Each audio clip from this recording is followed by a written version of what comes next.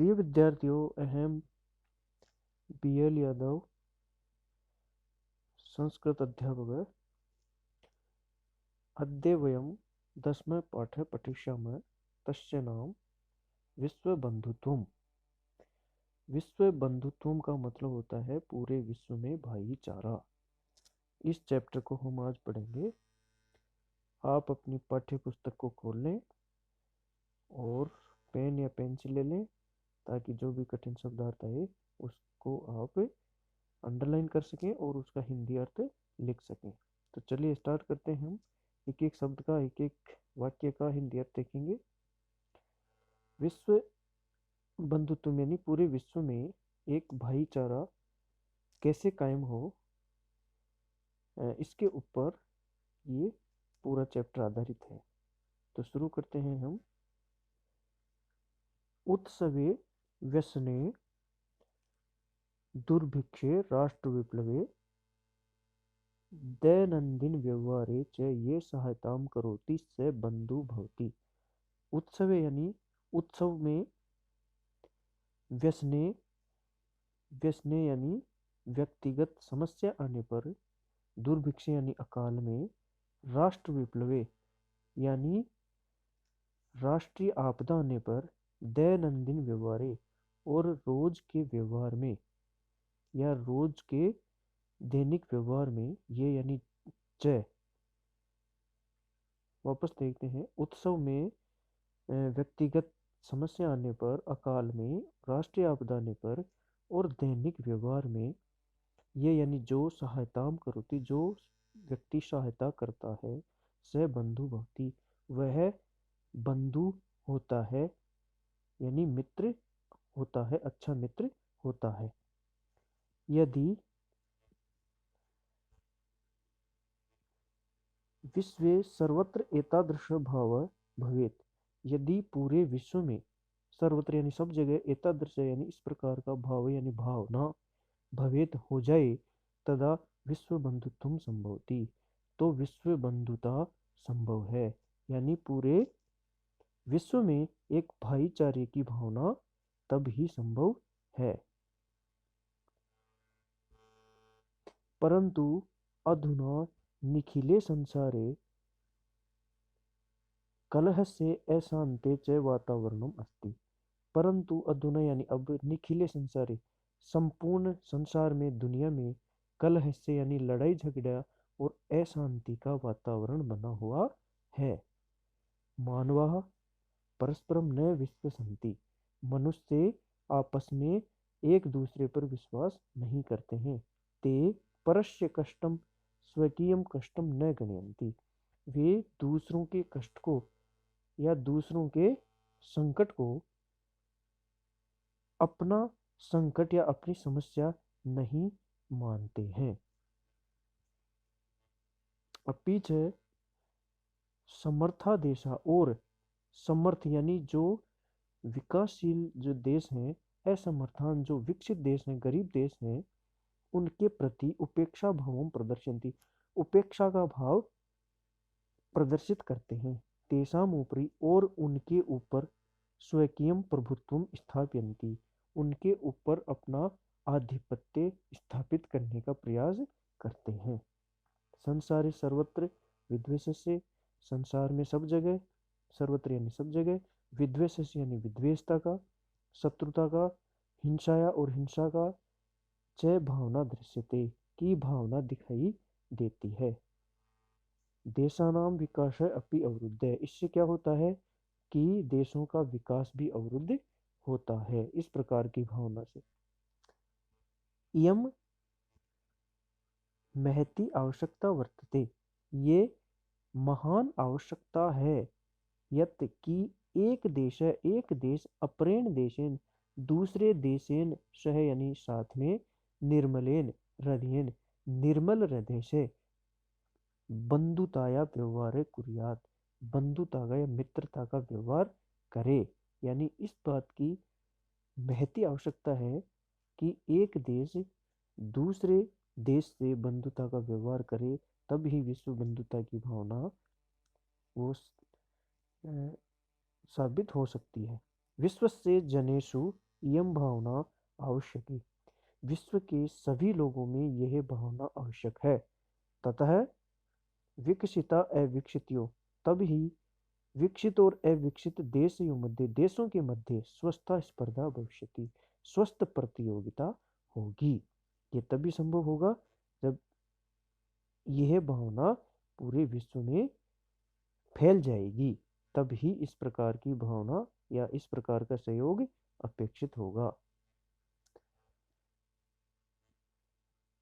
विश्व से जनेषु एवं भावना आवश्यकी, विश्व के लोगों में यह भावना होनी चाहिए कि बंधुता की भावना होना आवश्यक है, तब ही विकसित और अविकसित देशों के मध्य है वो स्वस्थ यानी प्रतियोगिता, स्वस्थ स्पर्धा विकसित होगी। सर्वे देशा ज्ञान विज्ञानियों, सभी देश ज्ञान और विज्ञान के क्षेत्र में मैत्री भावना, मित्रता की भावना के साथ और सहयोग, एक दूसरे का सहयोग करते हुए समृद्धि प्राप्त तुम समर्था भविष्यन्ति, यानी एक दूसरे के साथ में मित्रता और सहयोग से ही समृद्धि को प्राप्त कर सकेंगे। यानी ज्ञान विज्ञान में यदि हम सब पूरे विश्व के जो देश हैं, जो मनुष्य हैं, वो सभी मित्रता के भाव और सहयोग की भावना के साथ में यदि आगे बढ़े तो वो इस उद्देश्य को प्राप्त कर सकते हैं।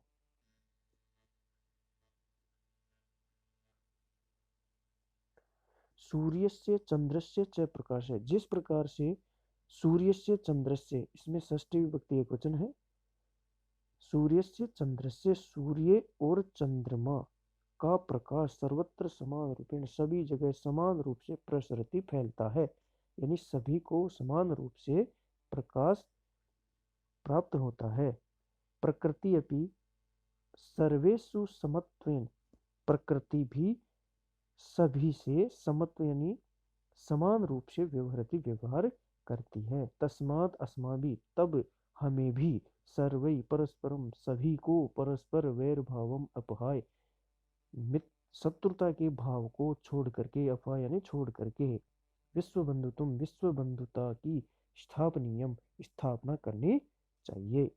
यानी हम सबको शत्रुता का भाव छोड़ करके और मित्रता से व्यवहार करना चाहिए, मित्रता की स्थापना करनी चाहिए। अतः विश्वस्य कल्याणाय, इसलिए विश्व के कल्याण के लिए एतादृशी भावना भवेत्, इस प्रकार की भावना होगी। कौन सी? एक श्लोक के माध्यम से इसमें बताया गया है। इस श्लोक के माध्यम से विश्व बंधुता की भावना को यहाँ बताया गया है।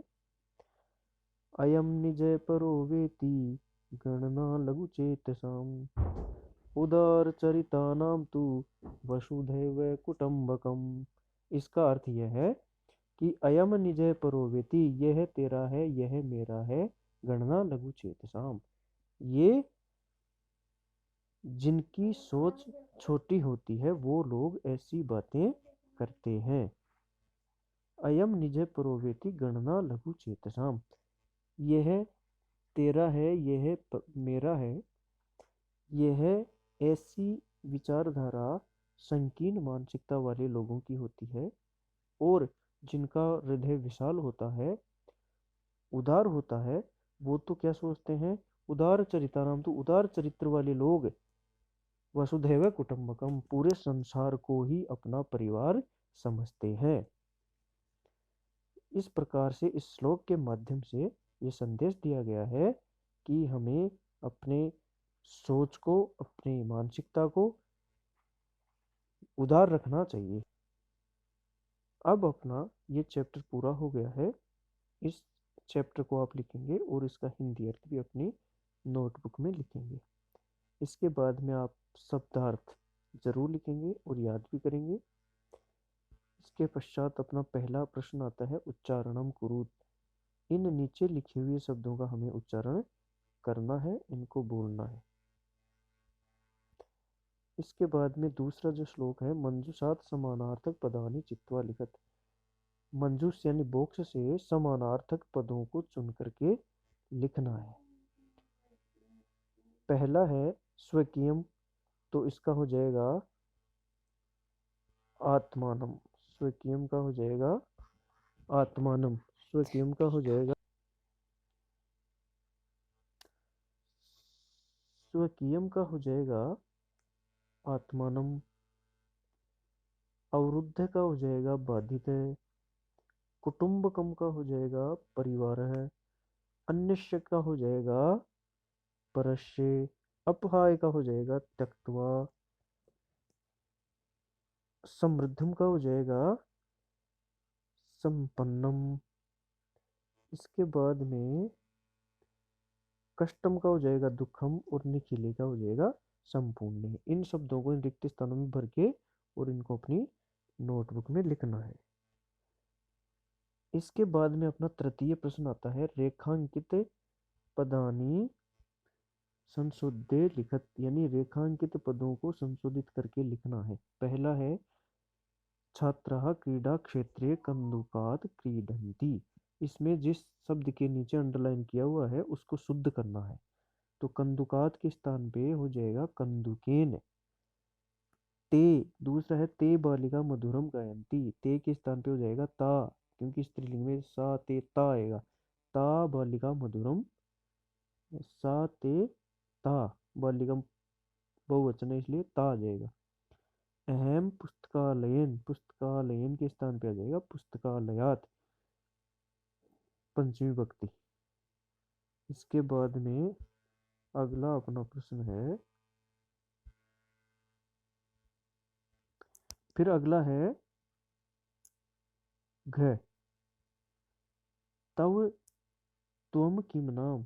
तो त्वम के स्थान पे हो जाएगा तव किम नाम। गुरुम नमः, तो गुरुवे नमः। चतुर्थ प्रश्न है मंजुषात विलोम पदानि चित्वा लिखत। विलोम पद चुन करके लिखना है। शत्रुताया का हो जाएगा मित्रताया, शत्रुता का हो जाएगा मित्रता। पुरा का हो जाएगा अधुना, मानवः का हो जाएगा दानवः, उदार चरिता नाम लघुचेतसाम, सुखिनः दुखिनः, अपहाय, अपहाय का हो जाएगा गृहीत्वा। इस प्रकार से चतुर्थ प्रश्न भी अपना पूरा हो जाता है। इसके बाद में अपना आता है पंचम प्रश्न। अब देखिए अपना जो पंचम प्रश्न है उसमें लिखना है हमें अधोलिखितान लिखितानाम पदानाम लिंग विभक्ति वचनन च लिखत।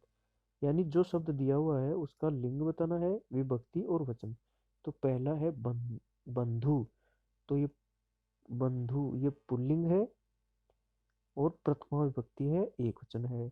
देशान ये पुल्लिंग है, द्वितीय विभक्ति और बहुवचन है। घृणाया, घृणाया ये है स्त्रीलिंग, पंचमी या षष्ठी एक वचन है। कुटुंबकम, कुटुंबकम हो जाएगा नपुंसकलिंग, प्रथमा या द्वितीया एक वचन है, क्योंकि नपुंसकलिंग की प्रथमा विभक्ति और द्वितीया एक ही तरह से चलती है। फिर है रक्षायाम, स्त्रीलिंग है, सप्तमी विभक्ति है और एक वचन है। इसके बाद में है ज्ञान विज्ञानयो, ज्ञान विज्ञानयो नपुंसकलिंग है, षष्ठी और सप्तमी द्विवचन है। इसके बाद में अपना अगला प्रश्न शुरू होता है, वो है सिक्स्थ प्रश्न। कोष्टकेषु दत्तेषु शब्देषु समुचितां विभक्तिं योजयित्वा रिक्तस्थानानि पूरयेत्। यानी कोष्टक में दिए हुआ जो शब्द है उसकी उचित विभक्ति लगा करके और इस रिक्त स्थान में भरनी है। जैसे पहला उदाहरण दिया हुआ है विद्यालयम उभयतः वृक्षा सन्ति। तो उभय, इसमें देखो विद्यालय का विद्यालय हो गया, तो यहाँ कृष्ण है, कृष्ण का हो जाएगा कृष्णम, उभयतः गोपालिका। यहाँ है ग्रामम परितः गोचारण भूमि, गांव के दोनों ओर गोचर भूमि है। तो यही यहाँ भी परितः के योग में द्वितीय विभक्ति हो जाएगी। तो क्या हो जाएगा, मंदिर के स्थान पे मंदिरम, इसमें हो जाएगा मंदिरम। अगला है सूर्याय नमः, तो गुरु का हो जाएगा गुरुवे नमः,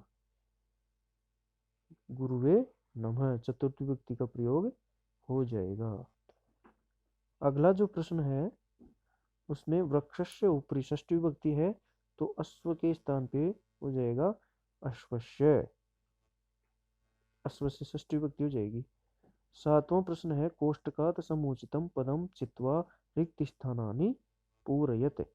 इसमें भी हमें क्या करना है कि उचित विभक्ति को इस रिक्त स्थान में भरना है। ठीक है, दो शब्द दिए हुए हैं, दो में से एक इसमें आएगा।